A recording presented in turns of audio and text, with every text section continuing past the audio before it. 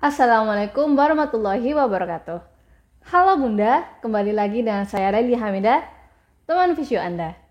Kali ini kita akan bahas perkembangan bayi usia 4 bulan dan tips untuk menstimulasi dari segi motorik, sosial emosional, bahasa, dan kognitif. Jadi jangan kemana-mana, tetap di channel ini ya. Yang pertama yaitu perkembangan fisik. Bayi mulai berguling nih ya. Selama posisi berbaring, bayi dapat membalikkan badannya menjadi posisi tengkurap dan kemudian mencoba menegakkan kepala tanpa bantuan. Kalau Bunda masih bingung bagaimana ya cara menstimulasi bayi agar bisa berguling, kita juga sudah ada contoh stimulasinya. Nanti Bunda bisa cek di video ini ya. Nah, kemudian karena bayi mulai bisa berpindah tempat, Bunda mulai memperluas ruang lingkup geraknya ya, dan pastikan lingkungan sekitar bayi adalah tempat yang safe, aman, dan jika ada tangga atau lemari, pasangkan pengaman kalau bisa, kemudian jauhkan kabel dari jangkauan bayi. Bunda juga bisa memberinya perlengkapan baby gym, selain untuk merangsang motoriknya, juga bisa merangsang panca inderanya. Bunda juga bisa merangsang sensoriknya dengan berbagai benda, dengan berbagai tekstur ya, misalnya buku, dan mainan yang lembut. Kemudian bisa juga bermain air saat mandi, meraba kaos kakinya, dan lain-lain.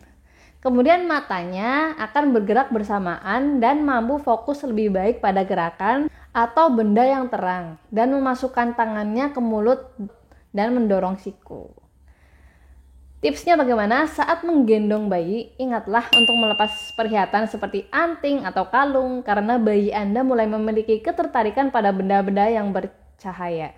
Dikhawatirkan nanti si kecil berusaha menariknya, kemudian memasukkannya ke dalam mulut. Kemudian tips selanjutnya, Bunda bisa mencoba stimulasi dengan beralih dari buku polos ke buku cerita yang berwarna, atau jika memungkinkan buku yang dilengkapi audio atau bunyi-bunyian.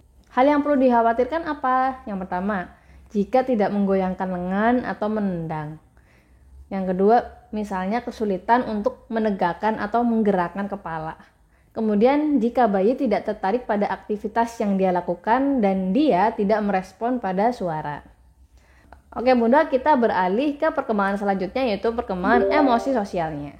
Yang pertama, lebih sering tersenyum, meniru apa yang dia lihat, impersonate ya, kayak menirukan ekspresi atau wajah yang lucu. Kemudian bayi juga lagi senang caper nih, bahkan sampai menggigit puting Bunda saat menyusui. Ada yang pernah? Nah, jika hal ini terjadi, tolong sampaikan kepada bayi bahwa Bunda keberatan, tapi tetap dengan intonasi yang lembut, yang tenang ya Bunda. Selanjutnya, Bunda bisa berinteraksi dengan cara membacakan buku atau bernyanyi untuknya. Perkembangan selanjutnya yaitu senang bermain dan bisa memberitahu kapan ingin berhenti. Jadi tetap kita beri variasi kegiatan permainan ya, tidak harus dengan media mainan. Misalnya kita bisa main ciluk bah, atau memegang wajah Bunda, kemudian bercermin dan permainan lainnya dengan media seadanya atau dengan media perabotan yang ada di rumah. Kapan harus khawatir jika bayi tidak menunjukkan ekspresi apapun? Saat senang, sedih, atau gelisah, itu tidak ada ekspresinya. Lalu selanjutnya kita beralih ke perkembangan bahasa. Yang pertama, mampu memberitahu Anda apakah si kecil sedang senang atau sedih. Pada saat ini bayi mulai memiliki kemampuan mengontrol lidah, laring, dan organ bicara yang mempengaruhi artikulasinya. Bayi juga mulai mengoceh, mencoba menyalin apa yang baru saja didengarnya, walaupun tidak tepat. Nah, tipsnya untuk mendorong keterampilan bahasanya, cobalah berbicara pada si kecil selayaknya Bunda bicara pada orang dewasa. Nggak perlu pakai bahasa bayi ya. Artikulasinya juga yang jelas, gunakan kalimat yang lengkap dan tata bahasa yang tepat. Lemparkan frasa seperti tolong, maaf, terima kasih. Meskipun bayi belum tahu artinya, tapi perlahan ia akan belajar memahami konteks dan menarik paralel antara kata-kata dan maknanya di kemudian hari. Bunda juga bisa sedikit meninggikan suara saat sedang berbicara padanya, karena ternyata suara dengan nada tinggi lebih mudah ditangkap oleh si kecil dan bagus untuk perkembangan bahasanya. Kapan harus khawatir jika bayi tidak mengoceh atau membuat suara apapun? Lanjut ke perkembangan selanjutnya yaitu perkembangan kognitif. Yang pertama, bayi akan senang mengamati benda-benda yang diminatinya secara berulang-ulang. Bayi juga mulai menyadari fungsi tangan dan kakinya. Mungkin gambarannya seperti ini ya di pikirannya ya. Wah, tanganku ternyata bisa buat ngambil barang. Kakiku bisa buat menendang, mungkin seperti itu. Perkembangan selanjutnya yaitu ia juga akan merasa senang jika ada orang yang merespon gerak-geriknya. Jadi ayah bunda keluarkan semua respon excited ketika bayi sedang show off atau pamer gerak-geriknya ya. Berikan juga pujian, stimulus tersebut akan membuatnya senang. Bunda juga bisa memperlihatkan buku yang berisi banyak bentuk dan warna.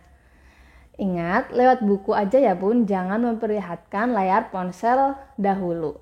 Jika bayi bosan gimana? Gantinya bunda bisa ajak jalan-jalan keluar rumah, nggak usah jauh-jauh, misalnya ke depan rumah, lihat tanaman, lihat burung yang terbang misalnya, dan lain-lain. Nah, kapan harus khawatir? Jika bayi tidak tersenyum atau tidak tertarik berinteraksi dengan orang lain. Tanda-tanda lain misalnya tidak bisa mengambil benda.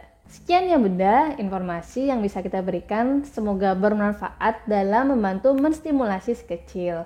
Sampai ketemu di video perkembangan selanjutnya. Wassalamualaikum warahmatullahi wabarakatuh.